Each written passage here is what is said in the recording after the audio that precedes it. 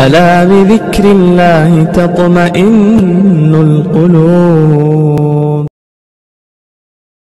محترم حضرات، بزرگ اور بھائیوں، قرآن کریم کی آیت کا ایک ٹکڑا میں نے آپ کے سامنے تلاوت کیا ہے، جس میں اللہ تعالیٰ نے فرمایا کہ دوڑو اللہ کی طرف، یعنی اللہ کی رسی کو مضبوطی سے پکڑ لو اور اللہ کی طرف متوجہ ہو جاؤ، اسی میں کامیابی ہے۔ دنیا کے اندر پیغمبر علیہ السلام تشریف لائے، اولیاء آئے، انبیاء آئے، اتقیاء آئے، علماء آئے، صلحاء آئے، اور تمام کے تمام کا ایک ہی کام تھا کہ اللہ تعالیٰ سے ان کی لو لگ جائے، اللہ تعالیٰ سے ان کا تعلق پیدا ہو جائے۔ اور انہوں نے اتنی محنتیں کی، اتنی جدوجہد کی، اور ان کے کارنامے اللہ تبارک و تعالیٰ کے یہاں اتنے مقبول ہوئے کہ جس کے بارے میں ہم جب سنتے ہیں یا پڑھتے ہیں تو ہمیں تعجب ہوتا ہے اور یقین نہیں ہوتا کہ کیا ایک چھوٹا سا آدمی، ایک چھوٹا سا انسان جس میں تھوڑی سی عمر پاتا ہے، اور اس تھوڑی سی عمر میں وہ اتنا کام کیسے کر سکتا ہے۔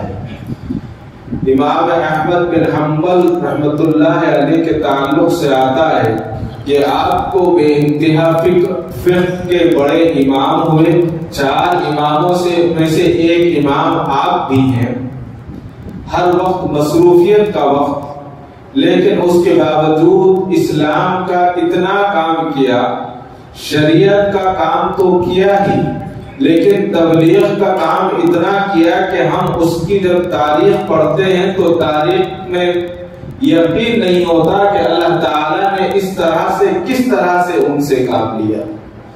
امام احمد بن حنبل رحمۃ اللہ علیہ کے تعلق سے آتا ہے کہ ہزاروں نہیں بلکہ لاکھوں لوگوں نے آپ کے ہاتھ پر کلمہ پڑھا اور اسلام قبول کیا، اور جب آپ کا انتقال ہوا، وہ زمانہ سوشل میڈیا کا یا الیکٹرانک میڈیا کا زمانہ نہیں تھا، وہ زمانہ کار کا اور ہوائی جہاز کا، یہ موٹر سائیکل کا زمانہ نہیں تھا، دیہاتوں کا زمانہ، سادگی کا زمانہ۔ لیکن جب حضرت امام احمد بن حنبل کا انتقال ہوتا ہے تو آپ کے جنازے میں شریک ہونے کے لیے 25 لاکھ لوگ موجود تھے۔ 25 لاکھ لوگ آج جمع نہیں ہو سکتے، آج ساری سہولیات موجود ہیں۔ یہ کیا وجہ تھی؟ اس کی وجہ یہ بتائی گئی کہ جس وقت 25 لاکھ لوگ آپ کے جنازے میں شریک ہوئے، اور جنازے میں شریک ہونے والے لوگوں میں سے 25,000 آدمی ایسے تھے جنہوں نے اس جنازے کو دیکھ کر اسلام قبول کر لیا۔ اللہ اکبر۔ حضرت ابن جوزی رحمۃ اللہ علیہ کے تعلق سے آتا ہے کہ جب آپ ایک بیان کرنے کے لیے بیٹھتے تھے اور جب اٹھتے تو ہزاروں لوگ آپ کے ہاتھ پر اسلام قبول کر لیتے تھے۔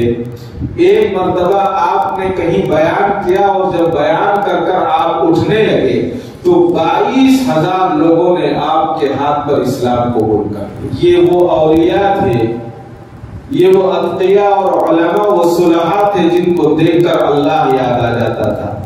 یہی لوگ وہ تھے کہ جو کہتے تھے کہ ففروا الی اللہ، کہ دوڑو اللہ کی طرف، اور لوگ اللہ کی طرف دوڑنے لگتے تھے۔ جب ہم اپنے بزرگوں کی تاریخ کو اٹھا کر دیکھتے ہیں، جس میں حضرت گنج شکر رحمۃ اللہ علیہ، حضرت خواجہ معین الدین چشتی اجمیری رحمۃ اللہ علیہ، حضرت قطب الدین بختیار کاکی علیہ رحمۃ اللہ علیہ، حضرت علاء الدین صابر کلیری رحمۃ اللہ علیہ، حضرت خواجہ باقی باللہ علیہ رحمہ، حضرت مجدد ثانی الف ثانی رحمۃ اللہ علیہ، حضرت خواجہ بندہ نواز کیسو دراز رحمۃ اللہ علیہ، حضرت بہاؤ الدین زکریا رحمۃ اللہ علیہ، حضرت شاہ رکن عالم رحمۃ اللہ علیہ، وغیرہ وغیرہ۔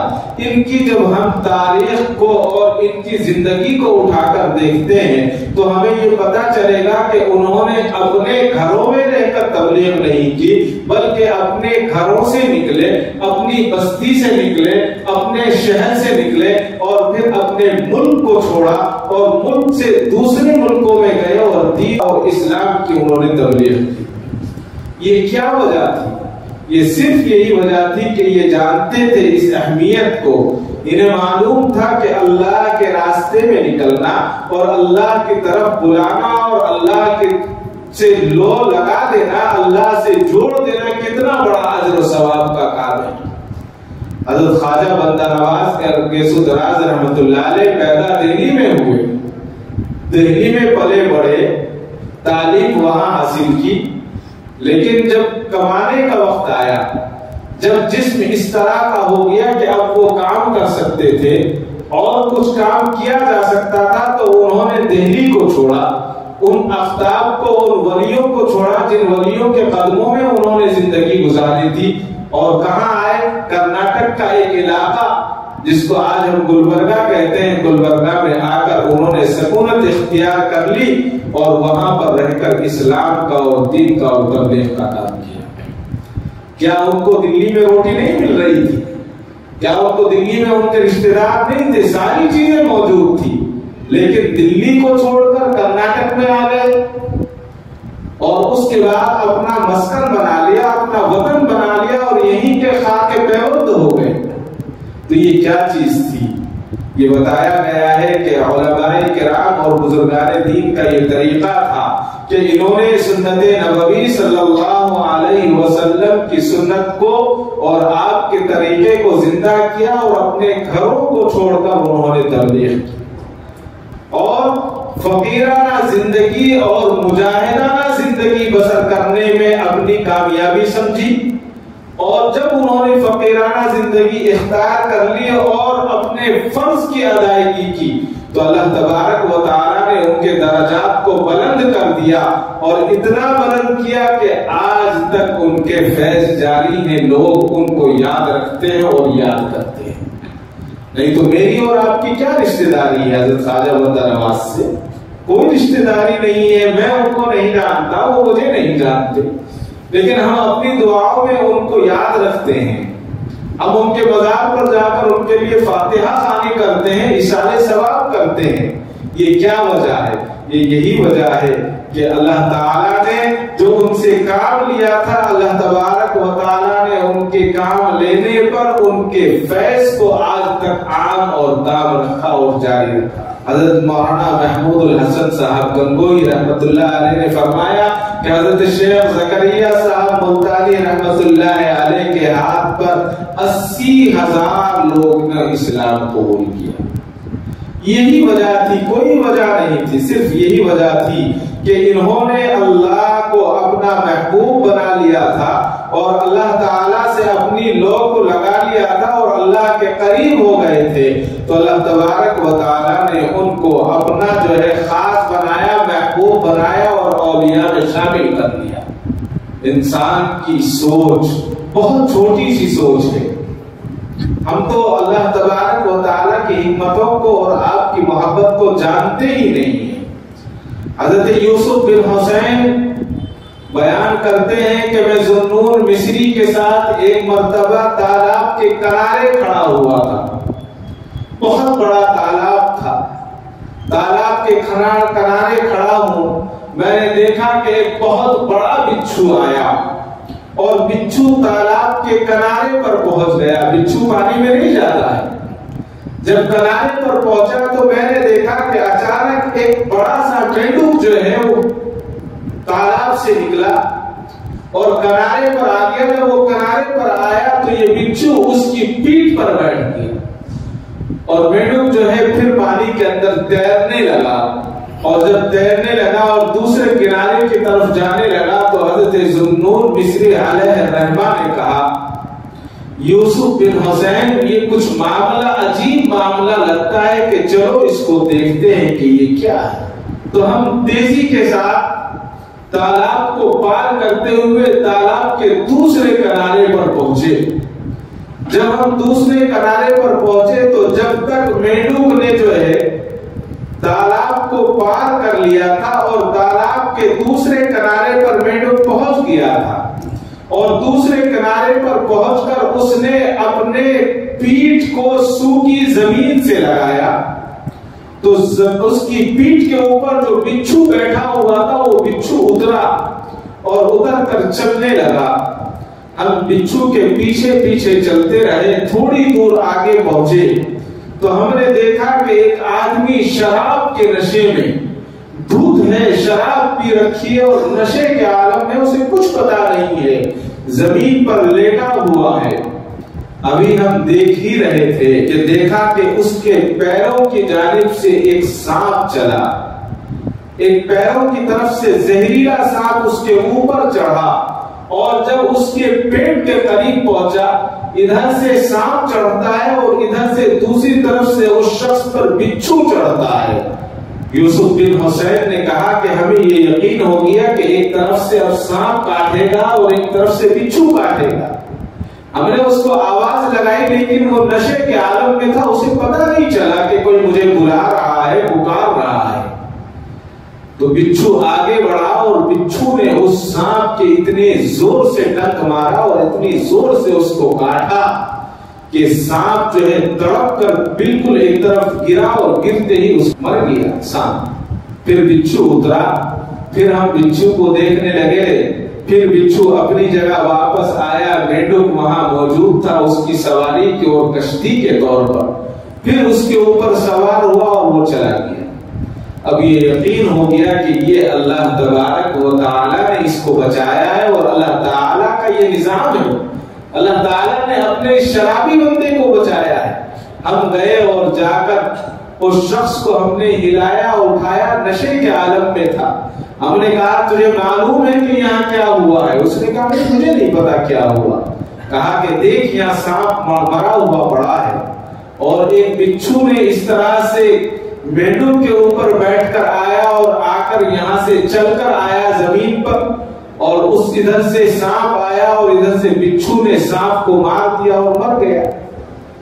تو اس کی آنکھیں کھلی کی کھلی رہ گئی، اور اس وقت حضرت ذوالنون مصری علیہ الرحمٰن نے چند اشعار پڑھے اور کہا کہ اے غافل تو غفلت میں ہے، اور اللہ تعالیٰ تیری حفاظت کر رہا ہے ہر بری چیز سے، اور اندھیرے میں حفاظت کرنے والا وہی ہے، اور اس بادشاہ سے آنکھیں کیسے سو سکتی ہیں کہ اس کی نعمتوں کے فوائد کون گن سکتا ہے جس نے تجھے اتنی بڑی نعمت سے نوازا اور زندگی عطا کی۔ یہ حضرت ذوالنون مصری نے جب کہا تو اس کی آنکھیں کھلی کی کھلی رہ گئی اور آنکھوں سے پانی جاری ہو گیا، اور اس کے بعد اس نے اس سانپ کو دیکھا اور سانپ کو دیکھتی اس کی زندگی بدل گئی اور وہ اٹھ کر چلنے لگا۔ حضرت ذوالنون مصری نے اس کو کہا کہ ارے یہاں کہاں جا رہا ہے؟ اب بھی تجھے یقین نہیں ہوا کہاں جا رہا ہے؟ تو اس شخص نے کہا کہ اب مجھے روکو مت، میں اللہ کی طرف جا رہا ہوں، میں اس پروردگار کی طرف جا رہا ہوں جس نے مجھے اس ناک سے بچایا، میں اس پروردگار کی طرف جا رہا ہوں جسے مجھے بچھو سے بچایا، میں اس پروردگار کی طرف جا رہا ہوں جس نے میرے منہ سے بدبو آتے ہوئے مجھے اپنی رحمت میں ڈھانپا۔ اس سے اندازہ ہم کر سکتے ہیں کہ اللہ تعالیٰ کی رحمت کتنی بڑی رحمت ہے اور کتنی وسیع رحمت ہے۔ اس کی رحمت کو ہم جان نہیں سکتے لیکن ہم پہچان نہیں سکتے۔ لیکن آج ضرورت اس بات کی ہے، آج ہم کیا کرتے ہیں کہ اگر کوئی آدمی برا کام کر رہا ہے، کسی غلط کام میں ملوث ہے، تو فوراً ہم فتوے دینا شروع کر دیتے ہیں کہ فلاں آدمی اس طرح کا کام کرتا ہے، فلاں آدمی اس طرح کا کام کرتا ہے۔ میں اور آپ کون ہوتے ہیں فتوا دینے والے یا کہنے والے؟ اللہ ہی جانتا ہے کہ اس کی آخرت اور اس کی موت کس حالت میں آئی۔ حضرت مولانا الیاس صاحب رحمۃ اللہ علیہ کا ایک واقعہ میں نے پڑھا، حضرت کے تعلق سے آتا ہے کہ حضرت کو کچھ لوگ لے کر چل رہے تھے، جاتے ہوئے ایک سنیما گھر آیا، ایک پکچر ہال آیا، تو لوگ لائن میں لگ کر ٹکٹ خریدنے کے لیے لائن میں لگے ہوئے تھے۔ حضرت مولانا الیاس رحمۃ اللہ علیہ کو لوگوں نے کہا کہ حضرت کتنے بدبخت لوگ ہیں، کتنے کمبخت لوگ ہیں، کتنے بدتمیز لوگ ہیں، دیکھیے لائن میں لگے ہوئے گناہ کرنے کے لیے، فلم دیکھنے کے لیے، اس کا ٹکٹ حاصل کرنے کے لیے جو ہے لائن میں لگ کر ٹکٹ لے رہے ہیں۔ حضرت مولانا الیاس صاحب رحمۃ اللہ علیہ نے فرمایا کہ تم جانتے نہیں ہو یہ لوگ ہم سے بہت اچھے ہیں، لوگوں نے کہا کہ حضرت آپ ان کو اچھا کہہ رہے ہیں، یہ تو برائی کے لیے لائن میں لگے ہوئے ہیں۔ حضرت نے فرمایا کہ تمہیں ان کے ایمان کا اندازہ نہیں ہے، صرف یہ بھٹکے ہوئے ہیں، ان کو بلانے کی ضرورت ہے۔ فرمایا کہ اگر کوئی جا کر ان کو یہ کہہ دے کہ نعوذ باللہ فلاں محلے کی مسجد پر غیر مسلموں نے حملہ کر دیا ہے، تو مجھے یہ یقین ہے کہ جتنے لائن میں لگے ہوئے ہیں اس میں سے کوئی نہیں ملے گا، سارے کے سارے وہاں ملیں گے۔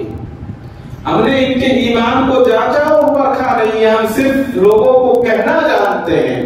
فرمایا کہ ہم لوگ لمبی لمبی داڑھیاں اور مسلح پر بیٹھ کر یہ سمجھتے ہیں کہ ہم مسلمان ہیں، ہم اسلام کے ٹھیکیدار ہیں۔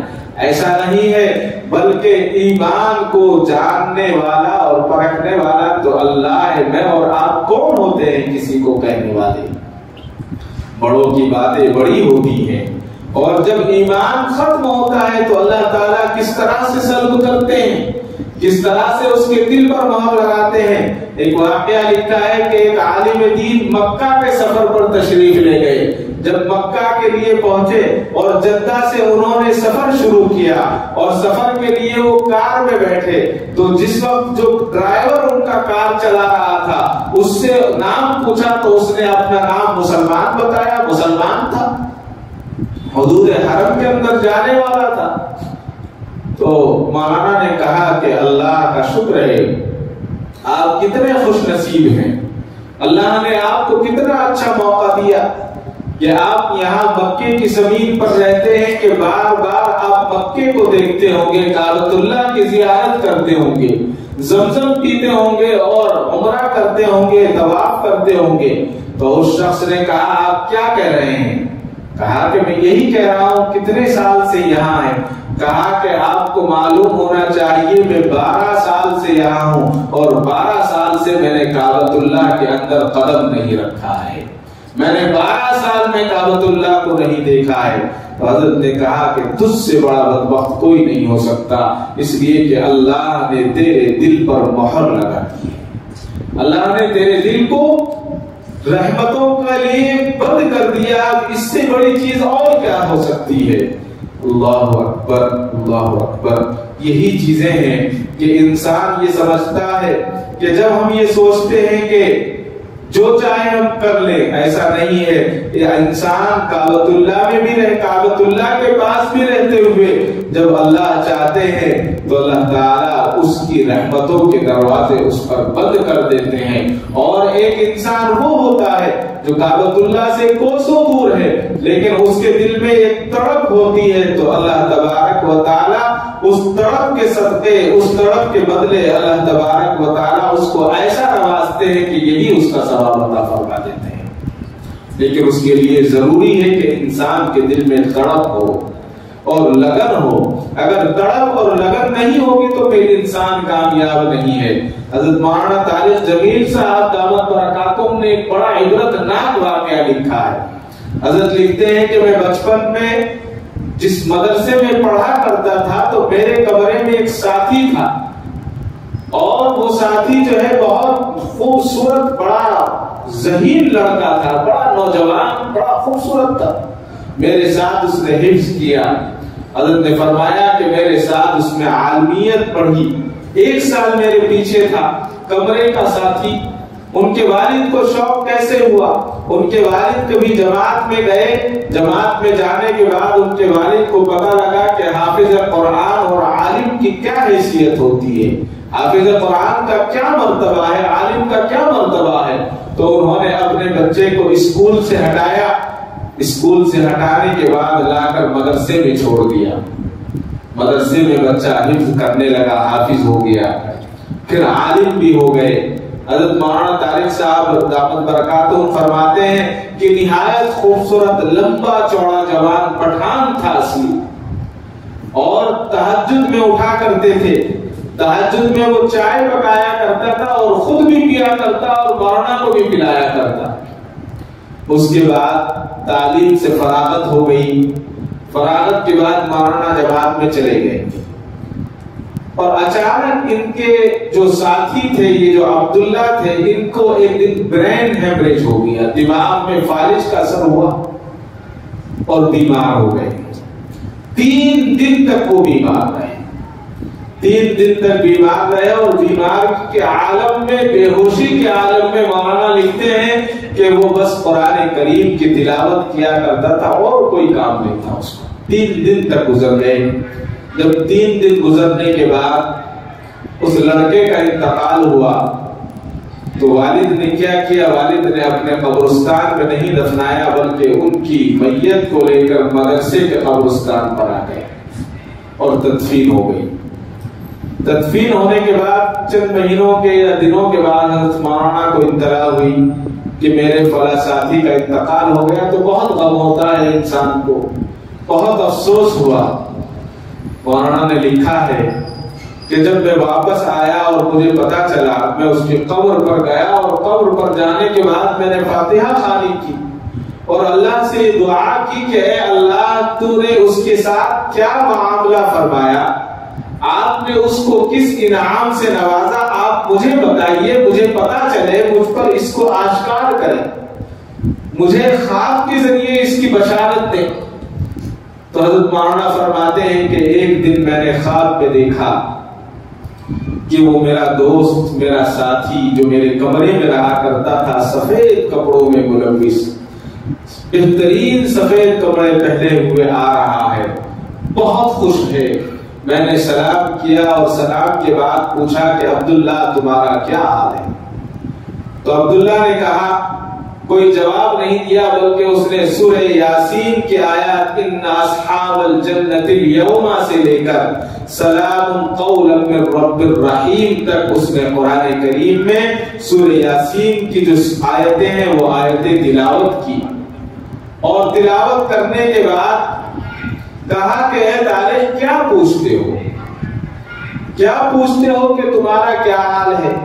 جنت میں ہم اپنی بیویوں کے پہلو میں ہیں اور جو چاہتے ہیں ہمارا رب ہمیں عطا کرتا ہے، ہمیں دیتا ہے، اور اتنا ہی نہیں پھر فرمایا کہ سب سے بڑھ کر ہمیں اللہ نے جو انعام دیا ہے، اللہ کا جو اکرام ہے وہ یہ ہے کہ اللہ تعالی ہمیں خود سلام کرتا ہے، اس سے بڑا اکرام کیا ہو سکتا ہے؟ مولانا نے فرمایا کہ عبداللہ یہ بتاؤ تمہیں موت کی تکلیف کیسی لگی، کوئی تکلیف ہوئی؟ تو عبداللہ نے کہا کہ نہیں، کوئی تکلیف نہیں ہوئی۔ فرشتہ آیا اور اس نے آ کر میرے کاندھے کو ایسے ہلایا اور کہا کہ عبداللہ چلو، تمہیں اللہ نے بلایا ہے، تمہیں چل دیا، اور پھر چلا گیا۔ اور اس کے بعد مولانا نے پوچھا کہ عبداللہ یہ بتاؤ کہ تمہاری روح کیسے نکلی؟ تو عبداللہ نے ہاتھ کے اشارے سے کہا کہ ایسے نکل گئی۔ پھر اس کے بعد خواب ختم ہو گیا۔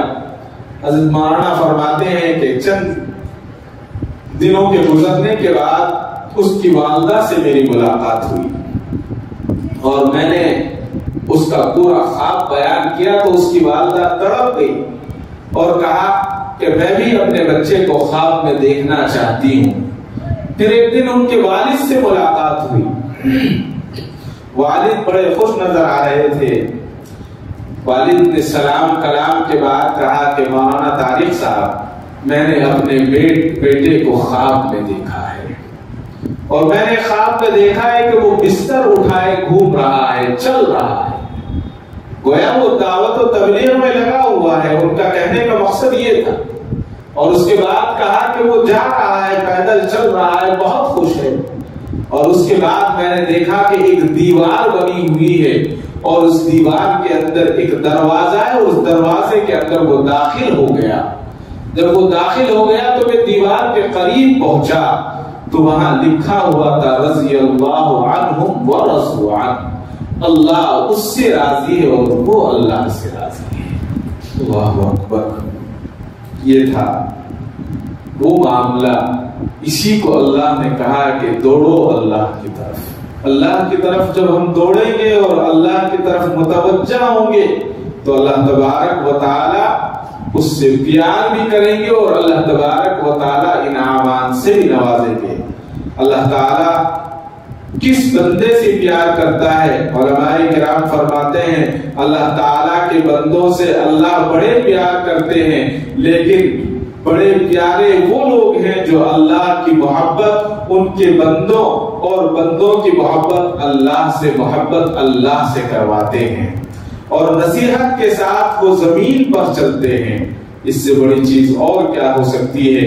ایک موقع پر ایک صحابی رسول صلی اللہ علیہ وسلم نے آقا نامدار احمد مجتبی حضرت محمد مصطفیٰ صلی اللہ علیہ وسلم سے پوچھا کہ اے اللہ کے نبی، اللہ کے یہاں سب سے محبوب عمل کون سا ہے؟ اللہ کے نبی صلی اللہ علیہ وسلم نے فرمایا اللہ پر ایمان لانا سب سے اللہ کو پسندیدہ عمل ہے۔ ان صحابہ نے پوچھا اے اللہ کے نبی اس کے بعد کون سا عمل محبوب ہے؟ اللہ کے نبی نے فرمایا کہ صلہ رحمی کرنا، اللہ کے صلہ رحمی کرنا۔ وہ مسائل صحابہ کہنے لگے اس کے بعد اللہ کو سب سے محبوب عمل کون سا ہے؟ اللہ کے نبی نے فرمایا اچھی بات کرو اور دعوت و تبلیغ کی تلقین کرنا اور برائی سے روکنا، یہ اللہ کو سب سے زیادہ محبوب عمل ہے۔ ایک موقع پر حضور اکرم صلی اللہ علیہ وسلم نے ارشاد فرمایا لوگوں کو اللہ کے قریب کرو، یہ اللہ کو سب سے زیادہ محبوب عمل ہے۔ جو انسان اللہ کے قریب انسان کو کرتا ہے تو وہ سب سے زیادہ محبوب ہے۔ اب بتائیے کہ جو اللہ کے قریب کرنے پر اتنا زیادہ محبوب عمل ہے تو کتنا اور کوئی عمل اتنا مقبول نہیں ہے جو اللہ کے قریب کرنے والا عمل ہو۔ علامہ ابن قیم جوزی نے اپنی کتاب میں ایک عجیب واقعہ لکھا ہے۔ حضرت لکھتے ہیں کہ حضرت سہل ابن عبداللہ بہت بڑے اللہ والے تھے۔ وہ فرماتے ہیں کہ ایک مرتبہ میں نے دیکھا کہ کعبۃ اللہ کے سامنے بڑی عمر کا ایک جن نماز پڑھ رہا ہے۔ جنات میں سے ایک جن نماز پڑھ رہے ہیں تو حضرت نے قریب کو گئے اور قریب کو جا کر دیکھا کہ ان کا جبہ جو تھا بہت پرانا جبہ پہنے ہوئے ہے، کرتا، لیکن وہ کرتا اتنا چمک رہا ہے کہ اس کی چمک تمام چیزوں کی چمک سے ہیچ ہے، کم ہے، بہت زیادہ چمک رہا ہے وہ کرتا۔ بڑا تعجب ہوا کون سا کپڑا ہے، کہاں کا بنا ہوا ہے۔ پھر یہ بھی خیال کہ یہ جنات میں سے ہے، جنات کا کوئی چیز ہوگی۔ نماز پڑھتے رہے وہ، اور حضرت سہیل ان کو دیکھتے رہے۔ حضرت سہیل ابن عبداللہ فرماتے ہیں کہ جب ان جنات نے سلام پھیرا تو میں نے جا کر ان سے ملاقات کی اور سلام کیا۔ سلام کرنے کے بعد ان سے یہ پوچھا کہ آپ کا جب یہ جبہ یہ کرتا ہے یہ اتنا نورانی اور اتنا چمکتا ہے، یہ کیا ہے؟ آپ نے اس کو کہاں سے لائے ہیں اور کہاں سے کس چیز کا یہ کرتا بنا ہوا ہے؟ تو اس جنات نے جواب دیا اے سہیل یہ میرا وہ کرتا ہے کہ اس کرتے کو پہن کر میں حضرت عیسیٰ علیہ السلام سے ملاقات کرنے کے لیے گیا، اور میں نے اسی کرتے کو پہنتے ہوئے حضرت عیسیٰ علیہ السلام کے ہاتھ پر کلمہ پڑھا اور ایمان لے آیا۔ اس کے بعد یہ کرتا میرے پاس زمانے تک رہا۔ پھر حضرت عیسیٰ علیہ السلام کا دور ختم ہو گیا اور حضور اکرم صلی اللہ علیہ وسلم کا جب زمانہ آیا تو میں حضور اکرم صلی اللہ علیہ وسلم کی خدمت میں آیا، اور خدمت میں آنے کے بعد میں نے اسی کرتے کو میں پہنے ہوئے تھا، اور حضور اکرم صلی اللہ علیہ وسلم کی خدمت میں آ کر میں نے سلام کلام کیا، اور سلام کے بعد حضور کے دست مبارک پر میں نے اسلام قبول کر لیا۔ کہا کہ اچھا، کہا کہ اتنی ہی نہیں، قرآن کریم کے اندر سورہ جن جو ہے، سورہ جن کے اندر جن جنات کا ذکر ہے، ان جنات میں میں بھی ہوں، میں وہی جن ہوں۔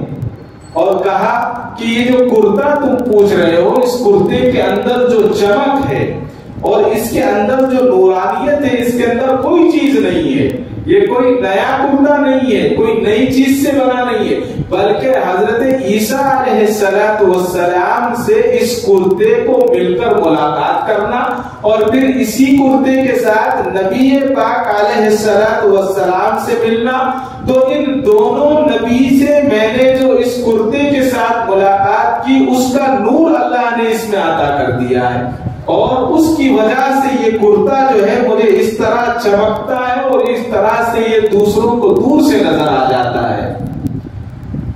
تو راوی نے لکھا ہے کہ جب ایک کرتا جو جسم سے لمس تھا لگا ہوا تھا اور اس کرتے کی حضرت عیسیٰ سے ملاقات نہیں ہوئی، نبی پاک علیہ السلام سے ملاقات نہیں ہوئی، صرف وہ جسم اطہر سے ٹچ ہے، جسم سے لگا ہوا ہے، جب اتنا نور صرف اس طرح سے حاصل کیا جا سکتا ہے تو میں اور آپ نبی پاک علیہ السلام کی سنتوں سے اس سے زیادہ نور حاصل کر سکتے ہیں، اس لیے کہ نبی پاک علیہ السلام کی ایک ایک سنت اتنی قیمتی ہے کہ اس سنت سے، اس کرتے سے زیادہ نور ہمیں مہیا کر سکتا ہے، لیکن شرط یہ ہے کہ ہمیں نبی پاک علیہ السلام کی سنتوں پر چلنا ہے اور حضور اکرم صلی اللہ علیہ وسلم کی بات کو ماننا ہے اور اس کی سیرت کو، آپ کی سیرت کو اپنی زندگیوں میں لے آنا ہے۔ جب ہم زندگی میں لے آئیں گے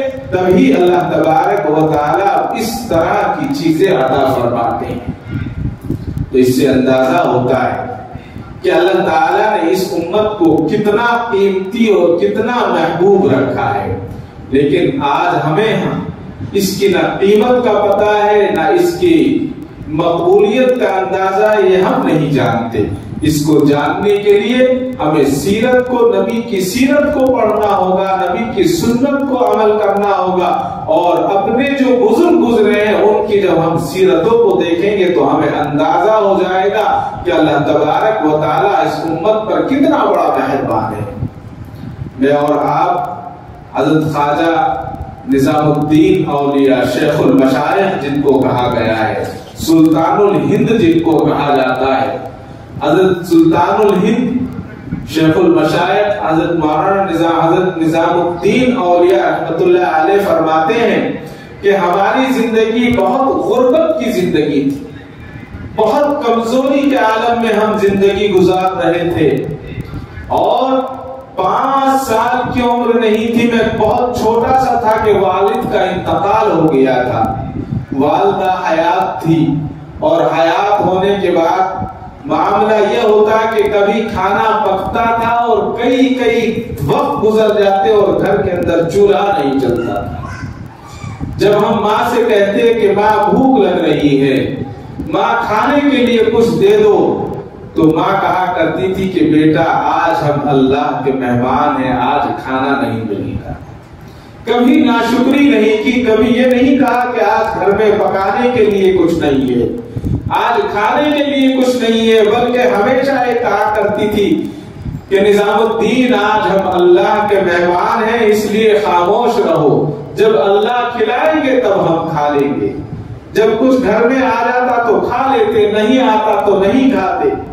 ایک مرتبہ ایسا ہوا کہ ایک رشتہ دار یا جاننے والے نے ایک آٹے کا موٹا پہنچا دیا، پورا کا پورا موٹا آٹے کا موٹا گھر میں آ گیا۔ ماں تھوڑا سا آٹا نکالتی اور آٹا نکال کر روٹی پکاتی اور کھلا دیتی۔ کئی ہفتے گزر گئے، گھر میں فاقہ نہیں ہوا، کئی ہفتے گزر گئے، گھر میں ایسا نہیں ہوا کہ چولہا نہ جلا ہو۔ تو ہمارے دلوں میں ایک بات پیدا ہو گئی، اسے ایمان اتنا مضبوط تھا، میں نے اپنی ماں سے کہا کہ ماں کان ترس گئے ہیں۔ ماں نے کہا کہ بیٹا کیا ہوا، کس بات سے کان ترس رہے ہیں؟ حضرت نظام الدین چھوٹے سے بچے ہیں، 5 سال کے ہیں، کہتے ہیں کہ اماں کیا اللہ ہم سے ناراض ہو گیا ہے؟ کتنے دن گزر گئے ہیں ہم اللہ کے مہمان نہیں ہوئے، اللہ نے ہمیں اپنا مہمان نہیں بنایا۔ ایمان اس کو کہتے ہیں۔ آٹے کی بوری ختم ہو گئی، ختم ہونے کے بعد پھر وہی، کبھی کوئی شکایت نہیں۔ ماں کہتی کہ بیٹا آج ہم اللہ کے مہمان ہیں۔ نظام الدین کہتے کہ ٹھیک ہے ماں، ہم اللہ کے مہمان ہیں۔ دن گزرتے چلے گئے، چاند نظر آیا، کسی مہینے کا چاند۔ آج تو ہمیں صرف عید بقرعید کے چاند کے علاوہ کوئی چاند نظر نہیں آتا، جبکہ چاند کا دیکھنا بھی سنت ہے اور چاند کی تاریخ کو یاد رکھنا بھی ایک واجب ہے۔ خیر یہ الگ موضوع ہے، الگ بحث ہے۔